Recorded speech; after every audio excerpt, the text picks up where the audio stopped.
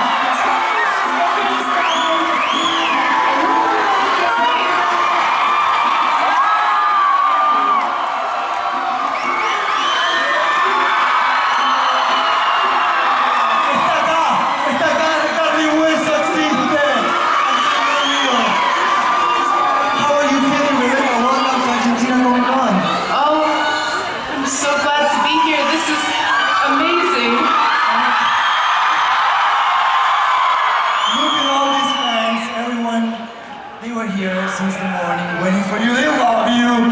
We have a lot of cool cosplays. I see a big diamond over there. There we go. Big diamond over there. Wait. I want to see every cosplay in the room. If you have a cosplay, raise your hand. I want to see. Oh, Lapis Lazuli. Rose Quartz. Rose Quartz over there. Ruby Rider. We have a Jasper there. There's a Lars with a sparkling hair.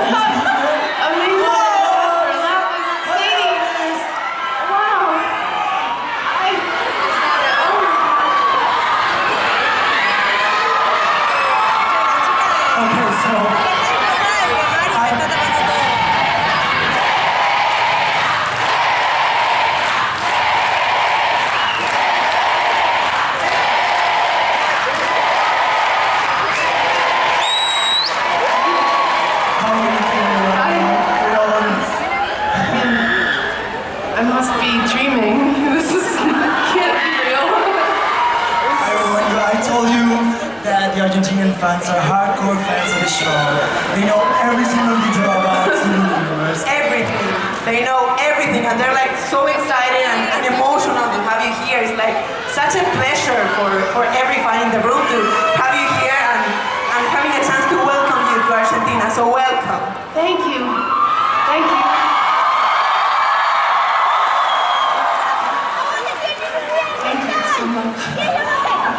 So, we've been waiting for you for a long time, and we finally have you here. So, we want to take a moment to talk a little bit about the show. Yes. We really want to get to the bone. So, we've seen a lot of things going on the last season. A lot happened. We just found out that Pink Diamond is actually Rose Quartz. Wait, I want to know something. Who knew that? I knew that. Sharp. Okay, and actually, Steven is Rose also, and we have diamonds on Earth interrupting a wedding, and I'm pretty sure you built up a lot to get to this point. How are you feeling? Because the show has reached such an important plot point and twist point. So, Were you waiting for this moment? Yes, yes.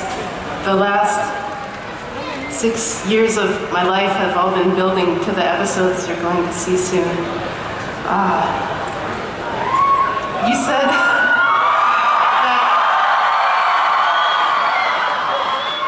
that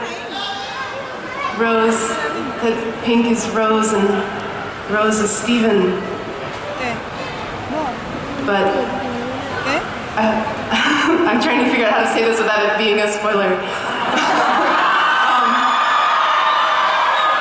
I hope that you'll wonder if... No, I can't.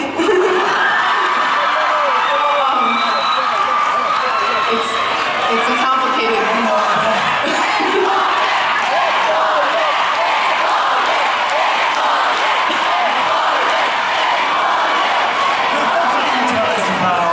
Building up to this point.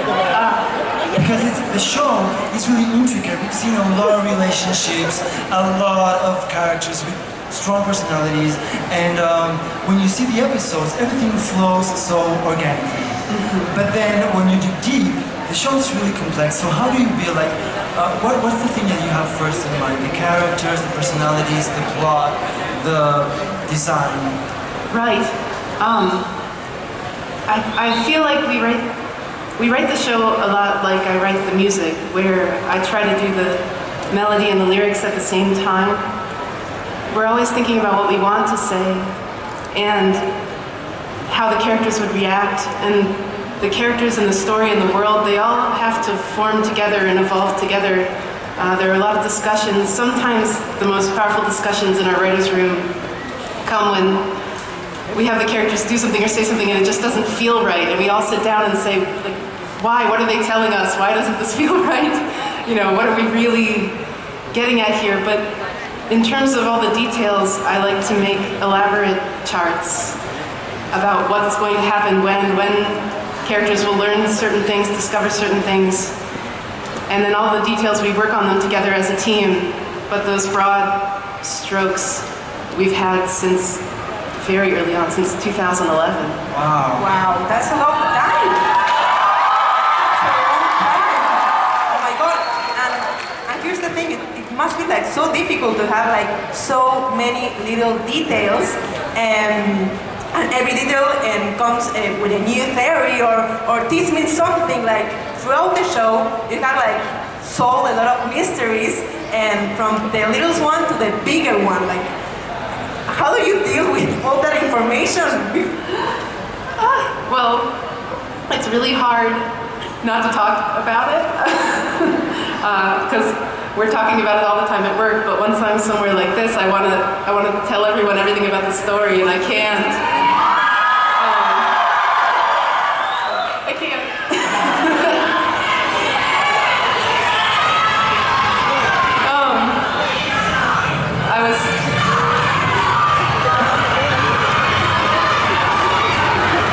I was really relieved when Single Pale Rose finally aired.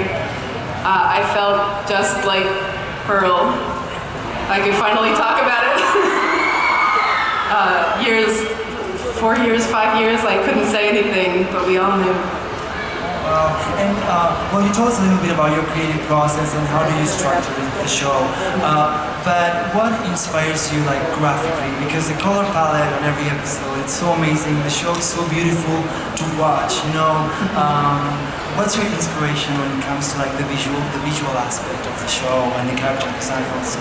Oh, well, I'm very inspired by my team. I work with the most brilliant colorists, most brilliant artists, the most brilliant art directors. We talk often about color and design and what it means. There's sort of a difference between design and decoration.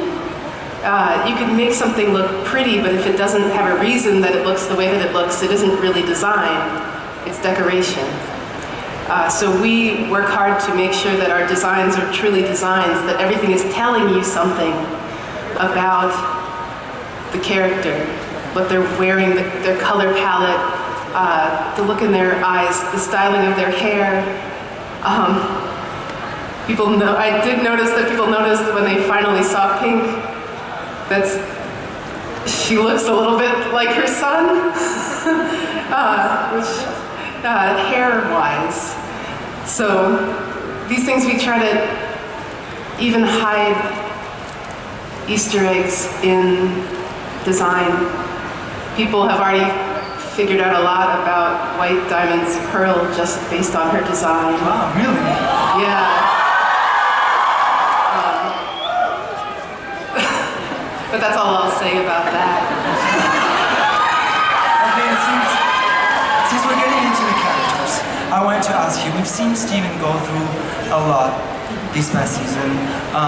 He's matured a lot. He's taking a lot of big decisions throughout the season, and he's finding a lot about his past. He's like growing so fast, like from the first episode that he was like this silly and cute kid, and now he's like a leader, and he has to deal with all this stuff, like big stuff, like, oh, my mom is an alien that was a rebel, but she was the authority. It's like too much to take for a kid his age. So, and what are we going to see of this journey of self-discovery for Steven?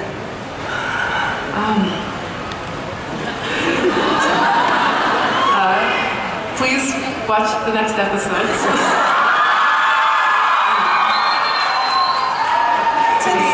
Yeah, We'll do it. it's a lot. It's a lot for him. You mentioned that he's learning. Yeah, he's learning. Yeah. He's growing up, and he's taking, in my opinion, he's the most mature out of the crystal gems, because we've seen the gems breaking inside. You know, they're torn. You know, there's a lot of. They're dealing with a lot of issues internally, and Steven seems to be the glue that keeps them together and always makes the most mature decision. And what I wanted to ask you is, what can you tell us of his journey so far, you know, from when he started to this moment? I feel like Steven has grown up surrounded by compassion and care, people who love him. That wasn't true of the crystal gems. In fact, they didn't get to experience growing up at all. They come out fully formed as adults. They just appear. Yeah, and they certainly don't have that kind of care.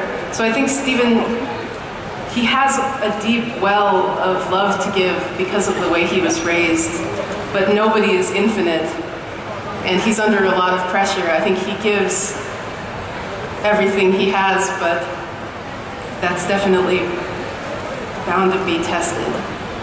And Pearl also, she has, Pearl also, I mean, I believe that since she went on a trip with Greg and Steven, and she thinks it's over, isn't it?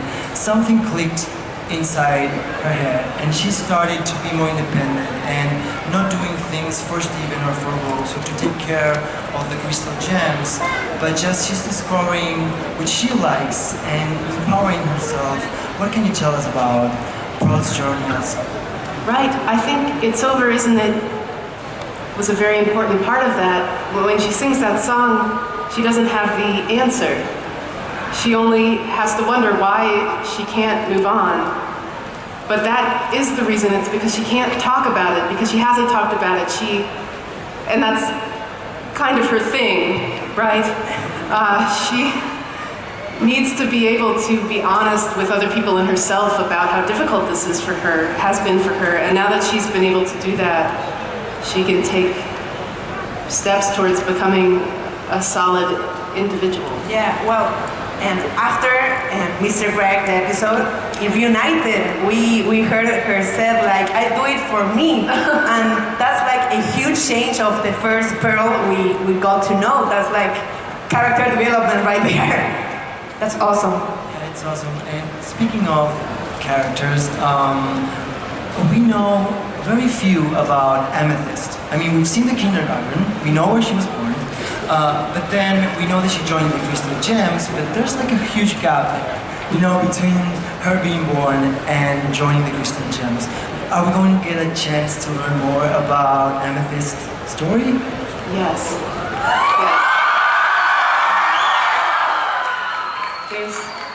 There's more to know about what she was like when she first emerged. She wasn't like other amethysts. So,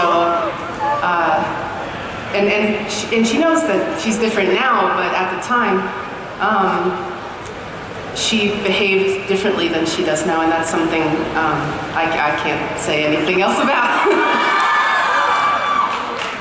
Okay, and another big character that we were introduced to this season was White Diamond.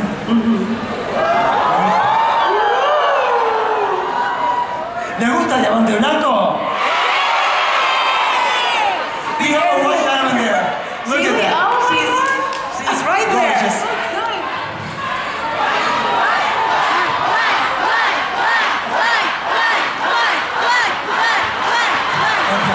Oh my God, this is homeworld. What's happening? Yeah, she would really love this. So what can you tell us about White Diamond? She's a boss. So what can you tell us about her personality? I mean, we've seen a little. I've been amazed at how much people already understand about her from just a couple seconds of her on screen. I don't... Can I come back next year and talk about this?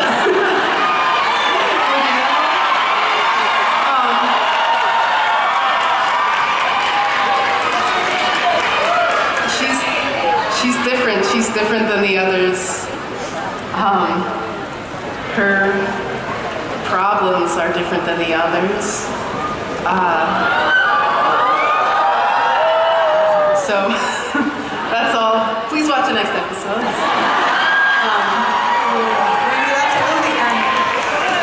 We know you can't spoil too much, but without any spoilers, the design of White Diamond is like threatening. It's like, I'm so scared of her, actually, so I can't wait to see what's behind her story, you know. You just said in Brazil, you confirmed that diamonds can fuse. ¿Sabían que los diamantes se pueden fusionar? And speaking of fusion, I wanted to ask you, I mean, fusion is a huge part of the show. How did you come up with the idea of fusions? How do you choose or decide, like, okay, these two should be fusing? What can you tell us about that? Fusion, that was, from the very beginning of the show, was a goal. The reason that I wanted fusions was because often heroism in a show is about independence, and I wanted it to be cool and exciting to have positive relationships on display instead of just fiercely independent warriors. I wanted it to be that if you could build a strong relationship with someone, that you could see that on screen as a strong character, as an interesting character, and if it's not a good, like, if you have a villain who's not a good person, that you could have a relationship that's not a good relationship, and that could be a toxic, horrifying character. I wanted to explore relationships in a way that would be cool and exciting.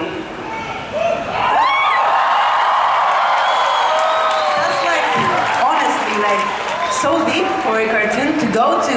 Like, I mean, being in a fusion, it's been an experience, and even if it is a fusion of two characters, it's a whole new being. I think that's beautiful. I mean, Garnet, she's like the best thing ever. And love for Garnet, and how, as you just said, like, if it's not a good relationship, the fusion is not going to work. I think that's a huge lesson for everyone who watched the show. That's beautiful. Or, I mean, I think Malachite, for example, is a nightmarish character. I think that there are relationships where you are so attached that it's unhealthy, where you're so angry that it's dangerous to be near each other. Like, that can be a character too. That can be a reality too. Since we're speaking of Malachite. yeah, I wanted to talk. I mean, it's not on the screen. It's not on the screen. But I mean, we've seen a lot of new gems when Steven travels to Homeworld. We have Paparazzo, we have the Rutal twins. How was it for you to create all this new set of characters? Because they're all adorable. I personally love Paparazzo. He's your favorite. Oh my gosh.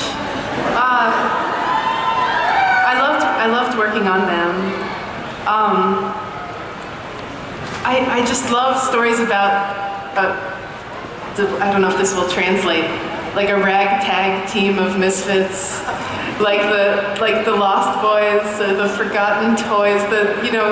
I wanted to also show, like with Pad Paracha, that there isn't just one way for a sapphire to be. A Pad Paracha is an orange sapphire, and just how wonderful they all were, and how in another environment, gems like the crystal gems aren't able to flourish, and to be able to get them out of that and take them somewhere where they could be themselves.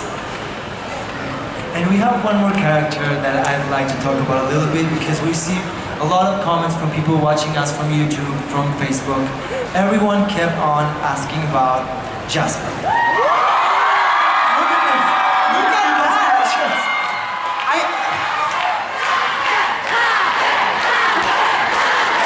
You have a Jasper there jumping. What are you doing, Jasper? And well, Jasper she's the bad guy.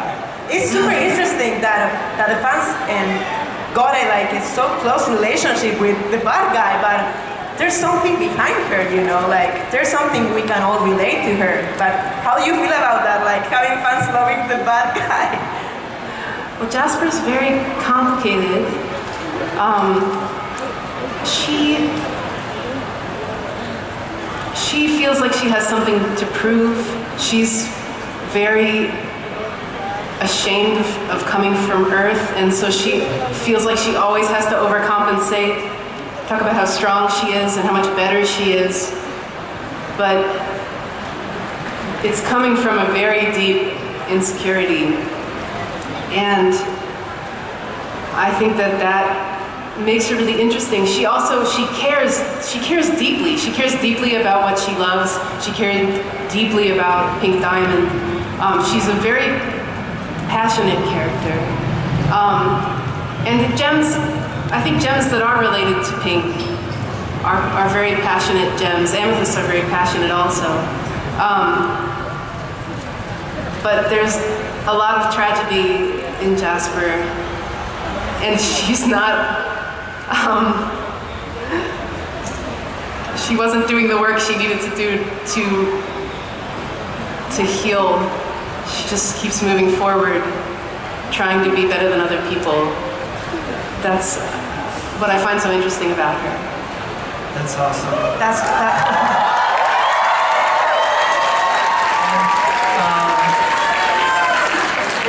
People are saying, bring her back to the show, bring her back. So, I wanted to ask you a little bit about your time on Adventure Time. We have a lot of Adventure Time fans in the room. And you've been a huge part of Adventure Time. You wrote a lot of songs for Adventure Time, and then you had the opportunity to go and create your own show. So what can you tell us about your moments during Adventure Time, and then how was it for you to transition from being a part of that team to, okay, now I'm gonna have my own show, and this is what I got to get to. On Adventure Time, I was really encouraged to tell personal stories, to make art, to write poetry. We were all making something that, it didn't have to be like other cartoons. It could be experimental, it could be really unusual and really personal. Adventure Time taught me that that could be possible. And when I started Steven, I wanted to continue that, something so deeply personal, but still a mainstream television show. I thought that was incredible. I come from independent comics, where maybe 5 people read my thing. It wasn't like this. But I can honestly say, after working on Adventure Time, my stories for Adventure Time, my stories for Steven are probably more personal than even my secret personal comics were. I definitely learned that from working on Adventure Time, that that's something that's possible. And how did you feel when you found out you were going to have your own show?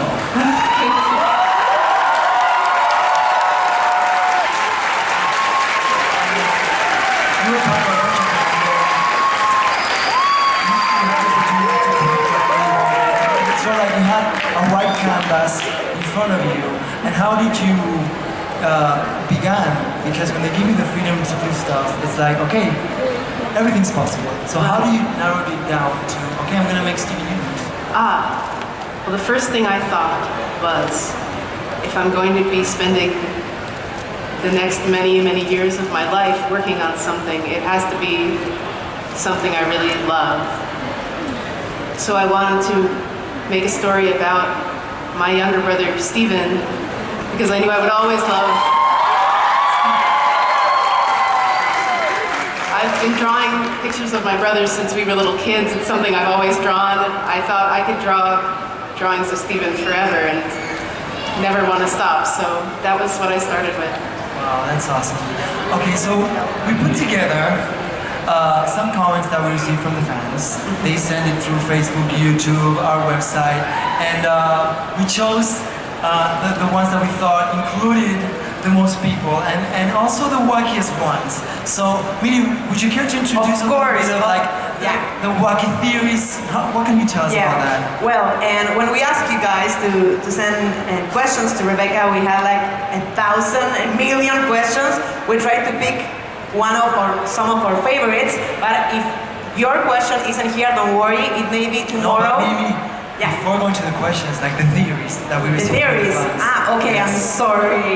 I'm sorry, I'm spoiling this. I'm sorry. So yeah, apart from the questions, we have some pretty interesting theories that we want you to react to them.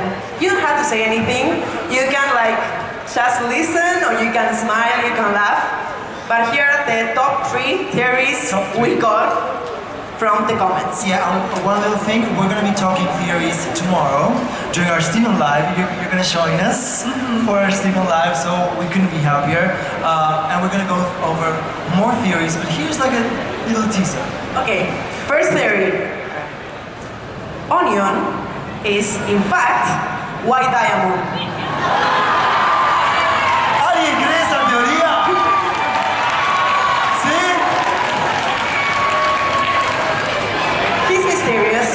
To say the least. Okay. Next theory we got. Samantha Pepper is Rebecca Sugar. No? Okay. Well, that's sort of true. Well, my storyboarder, Jeff, wrote that, and I was a little embarrassed about it, but I kept it because I thought it was sweet of him to No, write. it's awesome, and Trying Breakfast Friends, it's a show I would watch like for hours. Yeah. Thank you. And the last theory is that everything that's happening in the Steven Universe is actually a future vision from Garnet.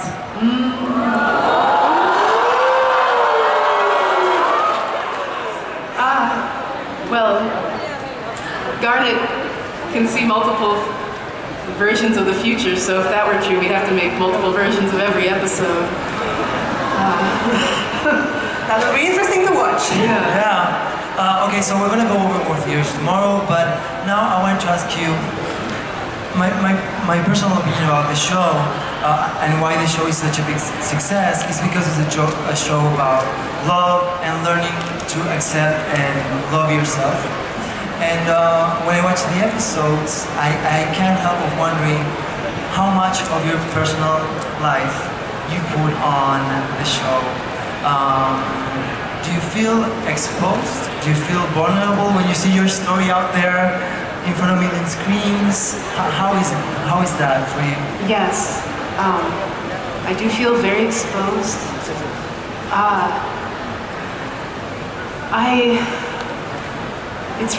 The story's really close to my heart. It's about my family. It's about my relationships. It's very personal. I found that I'm really trying not to shy away from telling a personal story. And even though there are people who might take that information and use it to try and hurt me or make fun of me, I'm at the point now where I feel like I'm trusting you. If someone wants to take that and use it against me, I feel like that's their problem. It's not mine. It's hard to remember that.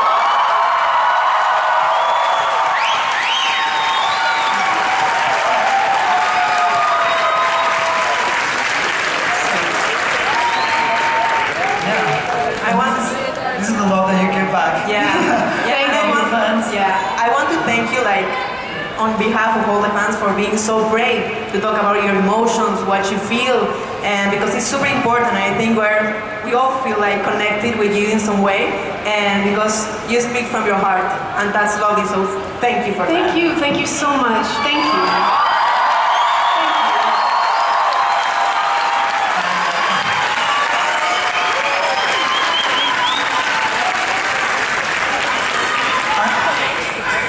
Oh gosh, thank you. I'm actually wondering, I mean, you're working on a show and you have other projects. We're gonna go to that later on this talk. Yes. So I'm wondering, like, how's your everyday day, like routine? Because, I mean, being responsible for so many things. You're leading the show, you're writing the songs, you're writing the stories, you're designing. It's a lot on your plate. How do you manage, and how's like your, like, a day in your life? Every day I'm working on 5, 7, 10 episodes at a time, and the movie.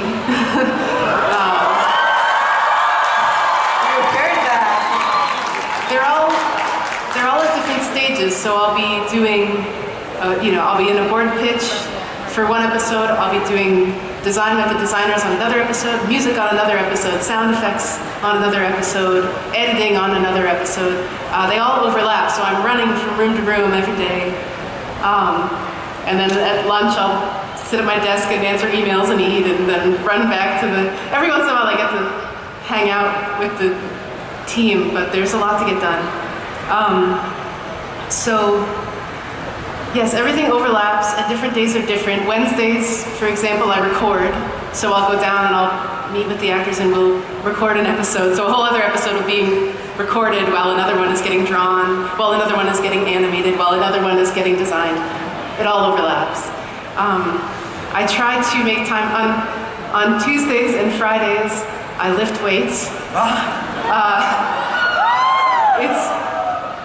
My life has been way better since I started lifting weights. Being physically stronger, I think, has made me mentally stronger, and I really recommend it.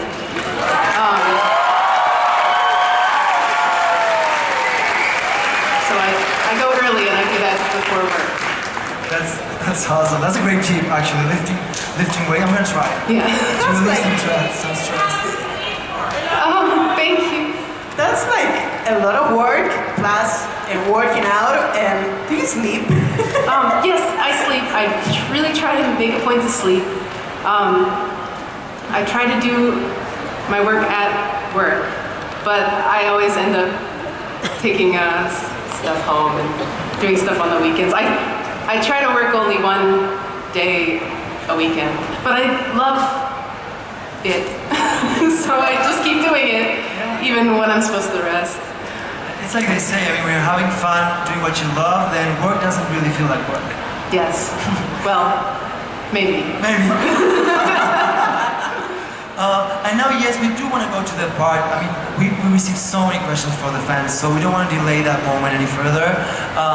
Let's get to the questions that you guys send us via Facebook, via Twitter, via Instagram, on our website, on YouTube. So let's get to them. Do you want to introduce the questions from the fans? Of course. Let's see some of your questions, guys. Primera pregunta. Andy, please translate. Okay. Milves pregunta, si tuvieras que describir a las Crystal Gems con una sola palabra, ¿cuál sería y por qué? So she's asking us, if you had to describe the Crystal Gems using only one word, maybe two, which one would it be and why? It's a hard one, I know, it's a difficult one. Gosh, does hippies translate?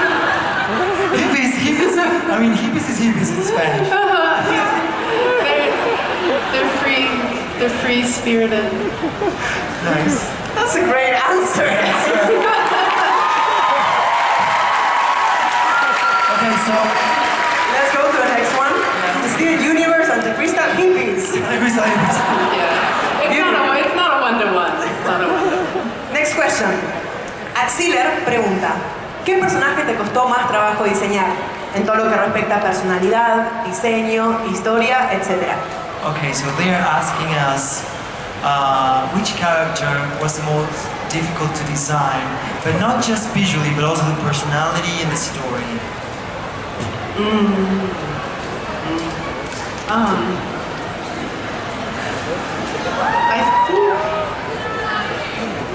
I think all the characters have been challenging in different ways. I feel like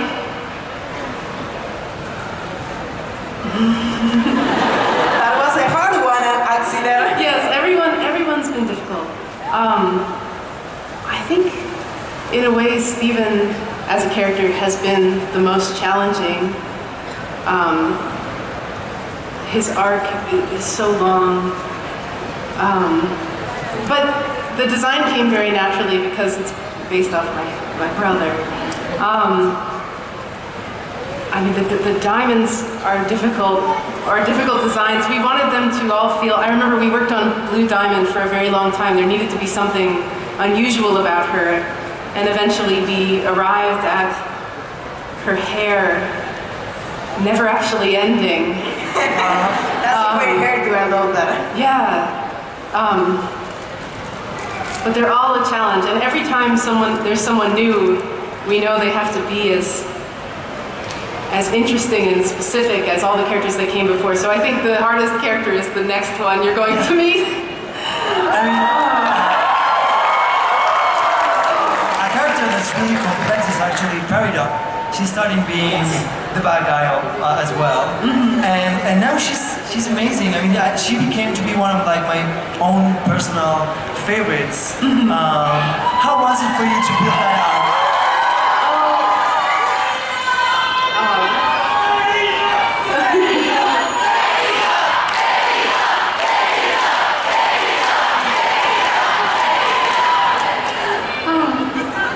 It was wonderful. She was based off of a friend of mine a bit. But once I got to know her voice actor Shelby, she became a lot like Shelby. Shelby is so funny, and she's also a dancer. When you see Pearl tap dance in Mr. Greg, it's actually Peridot's voice, Shelby, dancing, and we even recorded the sound of the tapping of her tap shoes. So, That's awesome. yes, she's a dancer. She's amazing.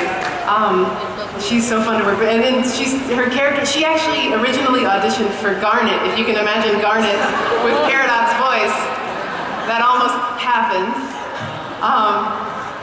So early on, when she was Stern Peridot, it was a little more like her audition for Garnet, but now she's a lot more like she actually is in real life. It's like really fun, the most fun person. I can imagine her being Garnet, like, and I'm stronger than you, Claude. Absolutely. I want to see that now. And well, I can't help but to think of Lapis now. We have a Lapis there. Lapis. Hi, Lapis.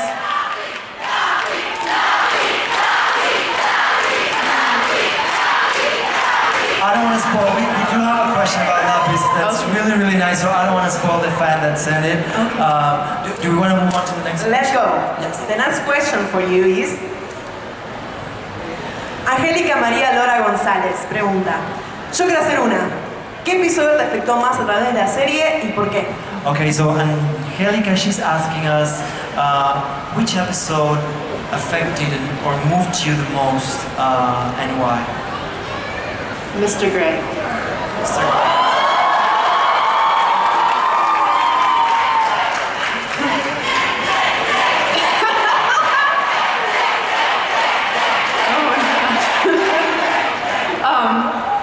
It's been my lifelong dream to do a musical, and so when we did that episode, when it came back and we were watching the animation, I teared up in the editing bay. I mean, we did it. Like, we made a musical episode. And it was really difficult. It has 7 songs in 11 minutes. I mean, that was so hard to do. So I'm just so, and it's a beautiful storyboard by Joe Johnston and Jeff Liu. It was Joe Johnston's last storyboard before he began producing the show with me as a co-executive producer. So he, it has a really, actually no, I'm sorry. That wasn't, it was the last one. He finished it with me. Anyway, I'm really emotional about it. It's moving. Shall we move on to the next question? Let's go. Next question. Long one.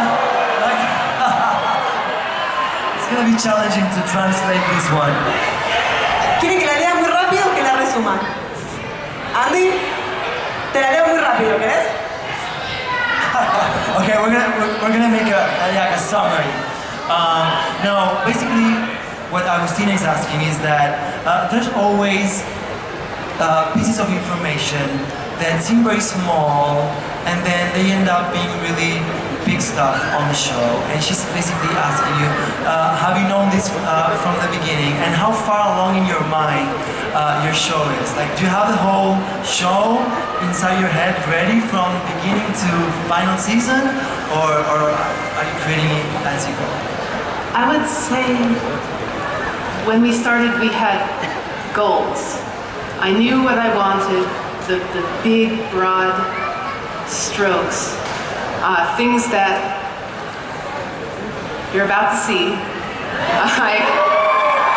Back in 2011, I knew that I wanted to do, and I've been waiting a very long time to finally get to see that through, but working on it, it evolved. I had my goals, but then once the team came together and we would talk about the ideas and other people would build on those ideas, it's very much an effort from the entire crew. And even some ideas where I was like, what if we did this? They would change. We would argue with each other, really healthy, constructive arguments about what might be a more interesting way to do this. I actually pitched Lars dying and being brought back pink as episode. We have a Lars now. Hi, Lars.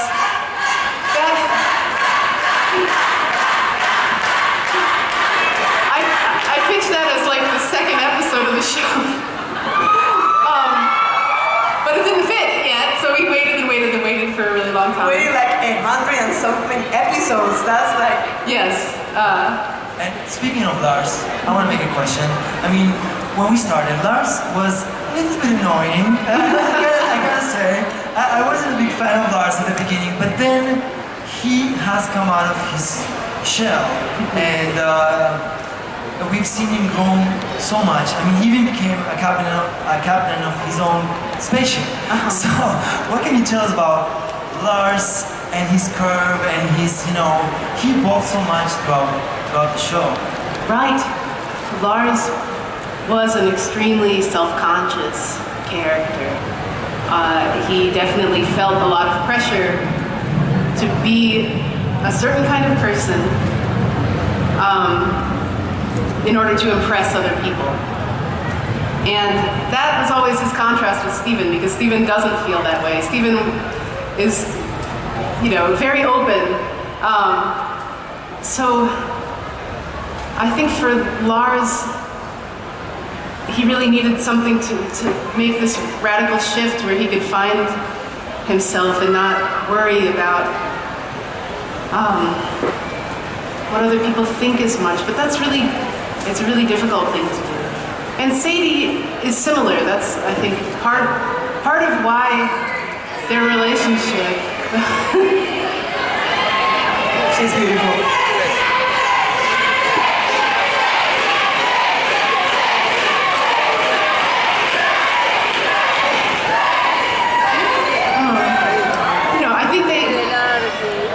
They sort of found a way to commiserate with each other, to be themselves together, but a little, in a fearful sort of way. Like, they both were a little scared to be the way they could be with each other, with other people. I don't know, this is not something Steven's seen a little bit of this, so we've shown a little bit of this, but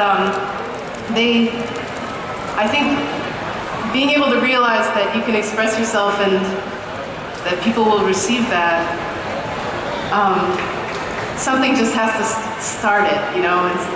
It's important that Steven's been there for that for them, because he's so free in that way. Okay, so shall we move to the next question? Let's go to the next question. Yes. Miles pregunta, ¿en qué o quiénes se basó o inspiró para crear las personalidades de las diamantes? Oh, this one's a good one. So they're asking us, in who or what did you get inspired to create the personalities of the diamonds? Of the diamonds. They're very much like their voices. I'm a big fan of Patti LuPone.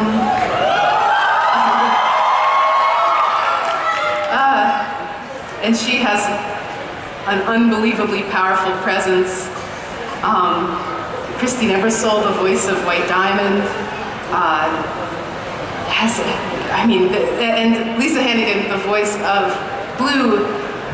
They've all informed their characters so much, and we draw so much based on their performances, and I think I feel like that's all I can say. You have an amazing voice cast. Yeah. Yes. They're all so amazing. Okay, what else can you tell us, like, that we don't know about them? About the cast? Anecdotes, recording for the show. Oh my gosh, I mean, everyone's so much like their characters, and then we made the characters more like them, so it all just became the same. It's so nice when everyone's in the booth together. One thing that's very real, so Susan Egan is from Broadway, she plays Rose Quartz. And Dee Dee, who plays Pearl, is a fan of Susan, so when they're in the recording booth together, she's like, oh, it's Susan, like it's very real. Everyone hangs out outside of work, and they're all coming from really different places. You know, Estelle is a pop star. Michaela, who plays Amethyst, was a dinosaur on Barney. I want to see them interact with each other. I think just like the Gems, it's important that they all come from, and then Dee Dee's from musical theater, they're all from totally different places, and it was important to me that the Crystal Gems are all so different from each other, but they're all living together, coexisting together. They're all made better by knowing each other, and the things that make them different are the things that they love about each other. I wanted that, and this goes back to the design question, how their designs have to inform that, their colors, their voices, every single bit. I wanted to tell that story. These are people coming from completely different walks of life, and their lives are better because they're together. That's amazing. Beautiful. Let's move on to the next question, Yes. please. This one is from... It's a two-part question. Yeah. ¿Qué temática le gustaría tratar si hiciera una nueva serie animada? Y sería una posibilidad de hacer una nueva serie, pero si fuese un spin-off de un personaje de Steven, ¿quién sería? ¿Y sería antes o después? Okay, so question number one is, if you had to make an animated show, what genre would you choose? Would it be science fiction, western, action? And then if you had the possibility to make a spin-off of one of the characters from the show, who would the character be and why? A spin-off.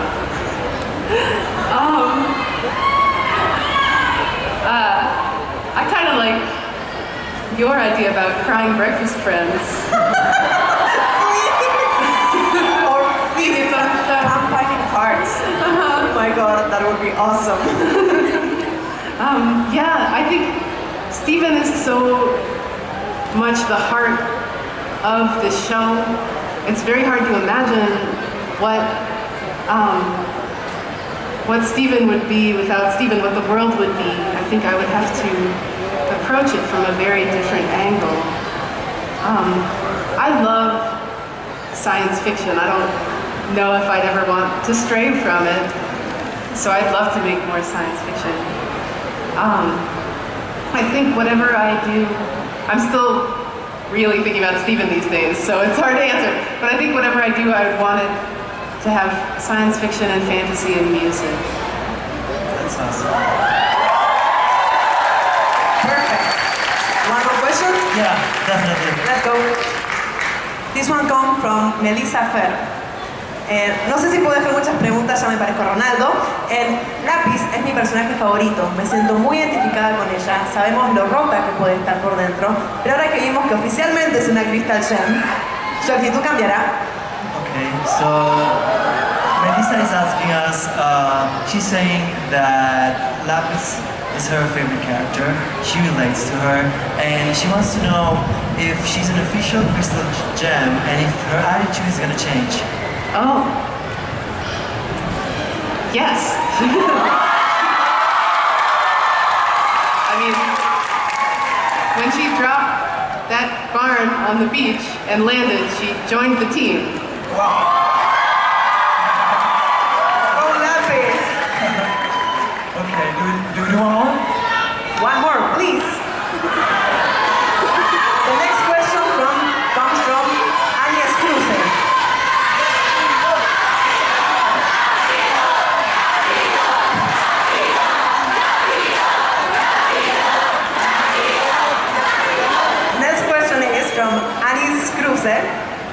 No es una pregunta. Tu programa me ha inspirado desde la infancia a amarme y aceptarme. Gracias, Rebeca. Okay, so I believe this is the last question that we get from the fans. It's not actually a question, but she's saying that your show has inspired her since she was a little kid and has taught her how to love herself and accept herself. So she's thanking you. Oh my and gosh. I know that a lot of us want to thank you.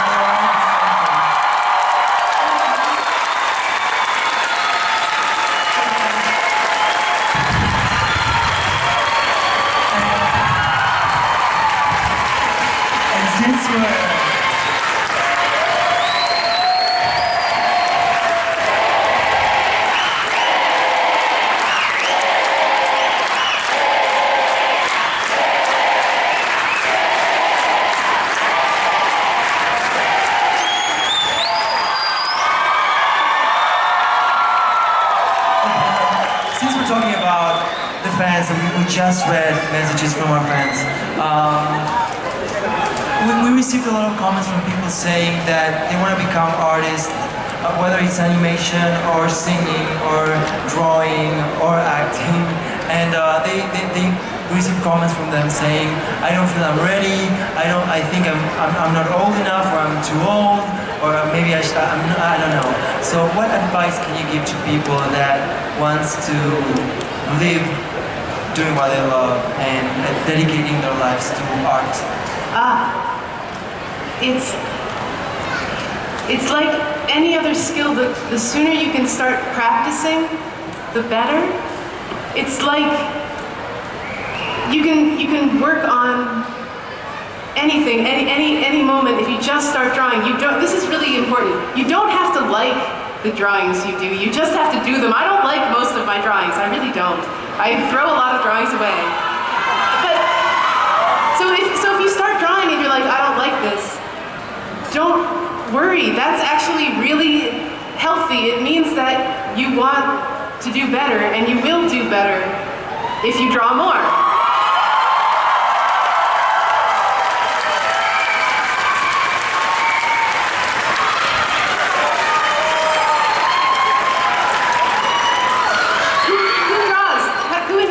¿Quién dibuja acá? Levanten la mano todos los que dibujan. I think the other thing is too, like you talk about aspiring artists, people who want to be artists. What if you draw? You already are an artist. There is no aspiring. You are already doing it. You can be an artist this second if you decide that's what you want to do. Just do it and you are one. And if you are an artist that wants to improve your art, great, so am I.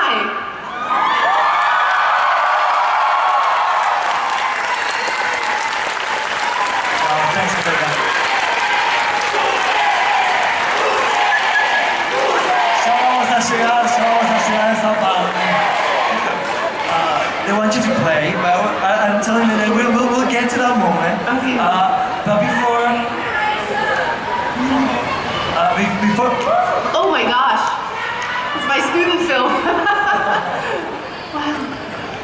So That's an awesome one. Before we get to the singing, I want to talk a little bit about the movie because there's a Steven movie coming up next year, and you've been working on this movie while doing the show. Yes. During the new season, so I bet that was a huge challenge. It must be so challenging, like you're doing the show and the movie, and how different it is to do both things. How's the rhythm of it? Yes, well, we did, gosh. The movie is the most difficult challenge I've ever faced. I got so busy, I didn't have time to cut my hair. So after that I thought, well, I'll just not cut it till I finish the movie. So this is how long I've been working on the movie. Now I know.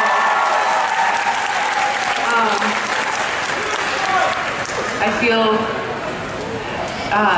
like it's just such a challenge, but it's really exciting to get to explore the characters in a depth that exceeds 11 minutes, a half hour. I mean, we get to really dig into a story. And is the movie finished, or are you still working on it? I'm still working on it. That hair is long. Okay, so your hair will get even longer. Yeah. We have the teaser for the movie, so how about we see it and then we speak a little more? Can we show the teaser, people? Are we ready? Okay, here we go.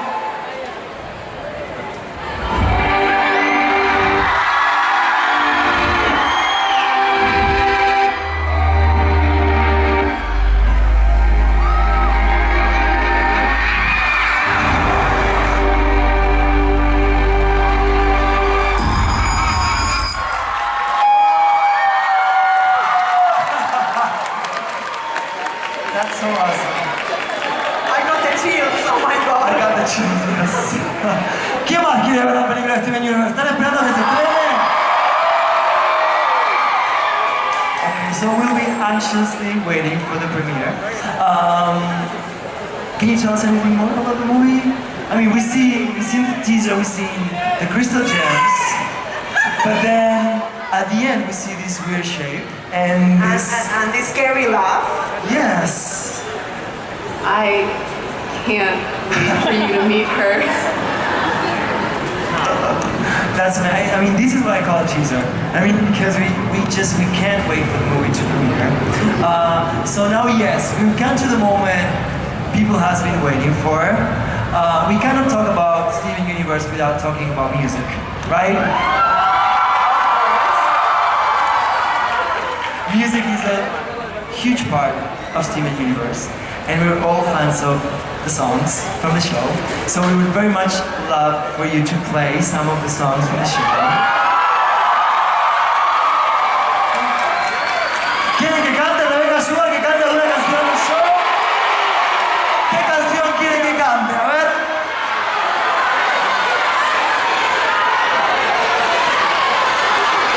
Todas, todas. YouTube and Facebook. Rebecca Sugar is gonna sing It's Over, isn't it? So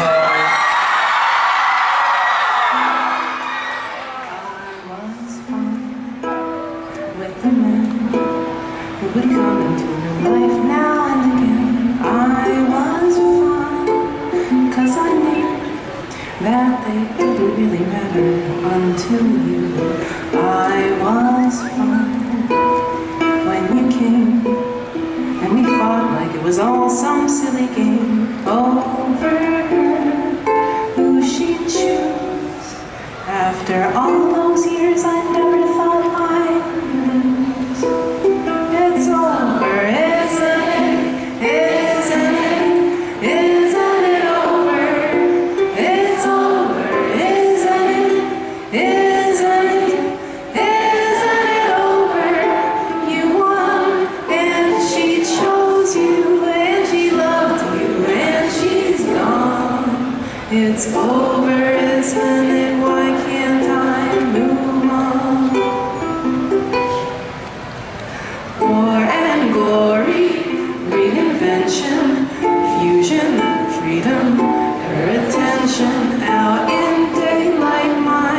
potential, bold, precise, experimental. Who am I now in this world without her? Petty and dull with the nerve to doubt her. What does it matter? It's already done. Now I've got to be there for her son. It's over, isn't it? Isn't it? Isn't it over? It's over, isn't it? Isn't it? Isn't it over?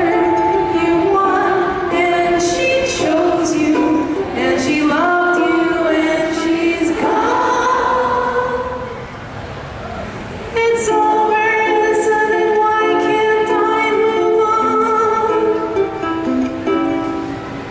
It's over, isn't it? Why can't I move on?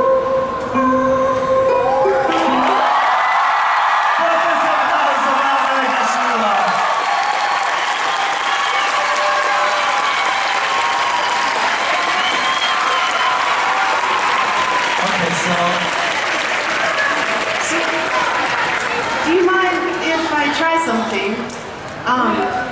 I've been learning guitar.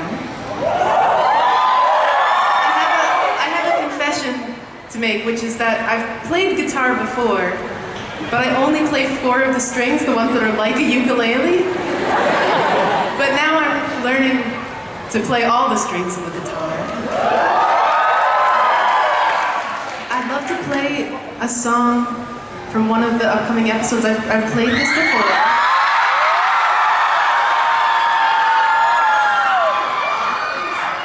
You may have heard this.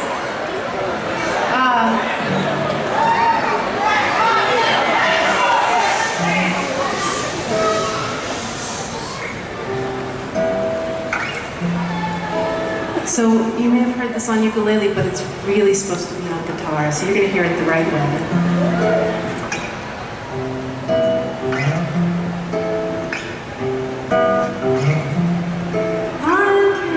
So have to face that in this awful place I shouldn't show a trace of doubt,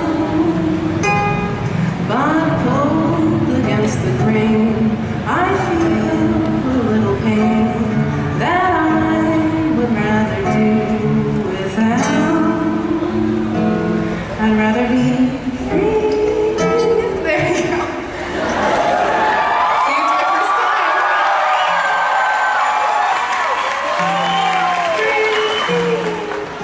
Now my hands are shaking. Free, free,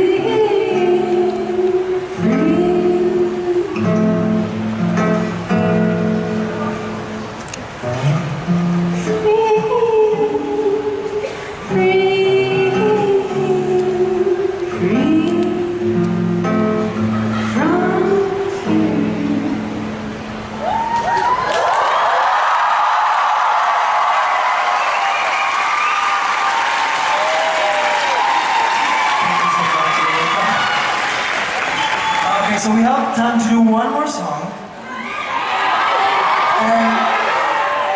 And we would very much love to do the show opening.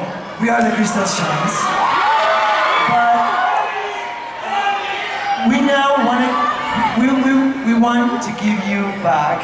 I mean, you told us so many wonderful things about the show. So my idea is, what if you play the ukulele and everyone from the audience sings the chorus from We Are the Crystal Gems in Spanish? So, ¿se animan a cantar en español para Rebeca? ¿Sí? Mostrémosles nuestra versión. So they will sing the chorus for you, and then after the chorus you can sing in English for everyone in the room. Okay? So are you ready? ¿Están listos? ¿Sí? Pero quiero que canten bien fuerte, ¿eh? 1, 2, 1, 2, 3, 4.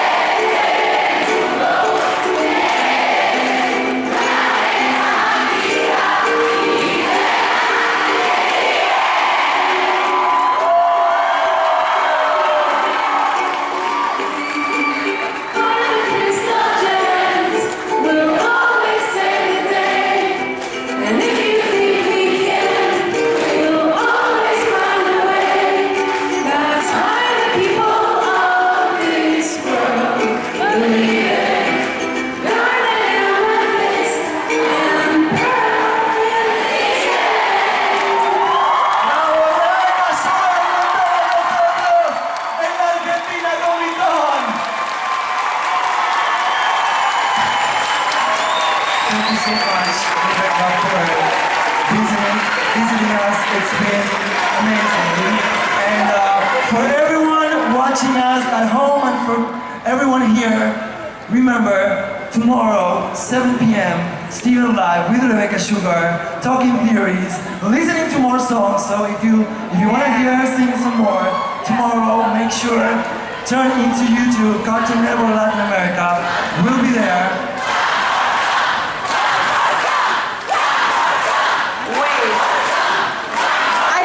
Wait, can we do one more?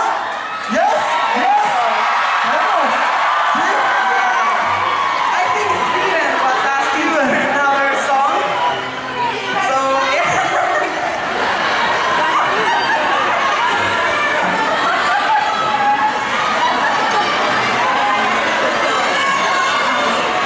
I'd love to, okay, bear with me. Obviously, still learning guitar.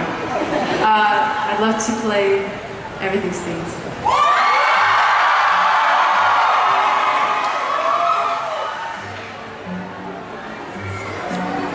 Let's go in the garden.